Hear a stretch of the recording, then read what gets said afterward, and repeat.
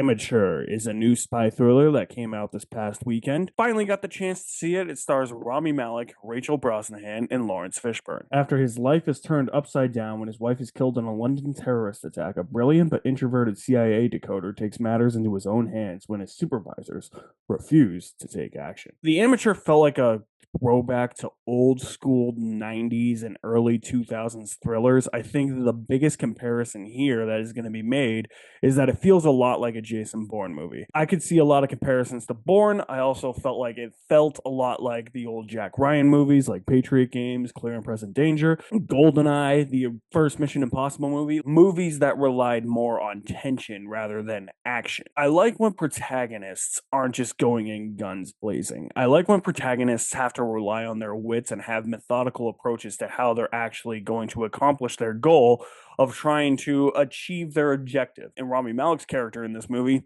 is that type of guy. And I think that that's why I liked him, despite not there being a lot to latch onto character-wise for him.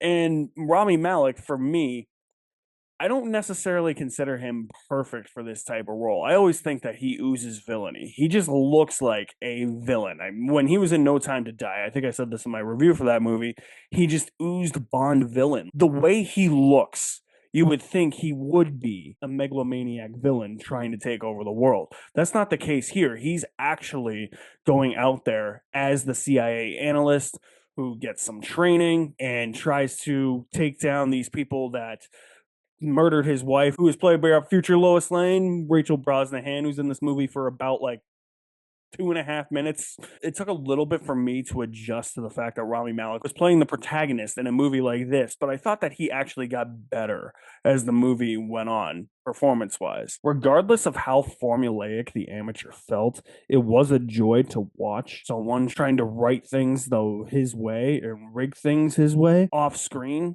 and then having him execute that plan, be more methodical in his approach, be a bit more subtle in his approach.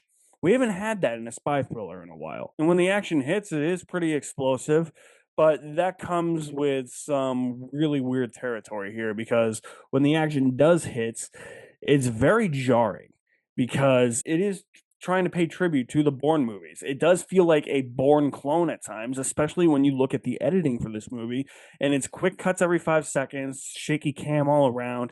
It just feels like an error of Hollywood that we complained about for so long. That movies slowly got out of and now are slowly starting to come back in, especially Netflix action movies. And there's a couple of instances of some poor ADR. You can tell that characters are not talking in these scenes. You can see that their mouths aren't moving in these scenes. Made for some weird audio issues, or like there's just weird ADR placed where I feel like ADR just shouldn't be placed. Feels like they're trying to fill empty space that doesn't need to be filled. This movie also does the whole magic trick of having characters start at point A and then magically in the next scene they're in point H and you don't know how they got there. That's this movie for you. Like there's literally a scene where Rami Malek is in one location and he's talking about how he's going to take down this villain, and I guess that's kind of the transition, but then the next scene, elevator opens and he's in his target's location.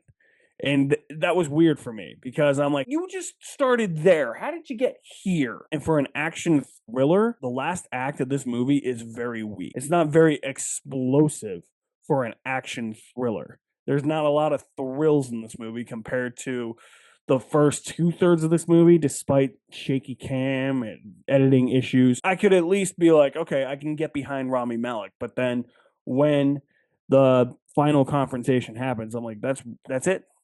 Really? I get that it's trying to be poetic and trying to say something about revenge. That's fine. But for an action thriller, I would think that you would want something a bit more explosive to end your movie with a big bang on. With that being said, though, I still thought that this was solid enough. I gotta commend it for not getting lost in so many plot threads. It's easy for movies like this to get lost in so many plot threads and then make it feel so convoluted that you don't know what's going on. I at least could follow the journey that Rami Malek's character was on without feeling like, what the hell is happening?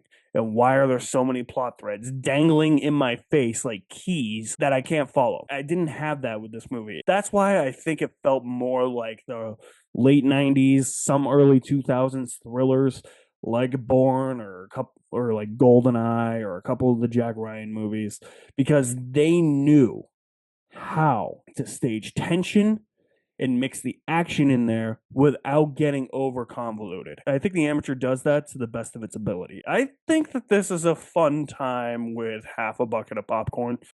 So if you have seen The Amateur, let me know what you think of it in the comments below. I'll leave my link to my website in the description below as well. You guys are the best. Thank you for watching. My name is Alex Madden, and I will see you at the movies somewhere.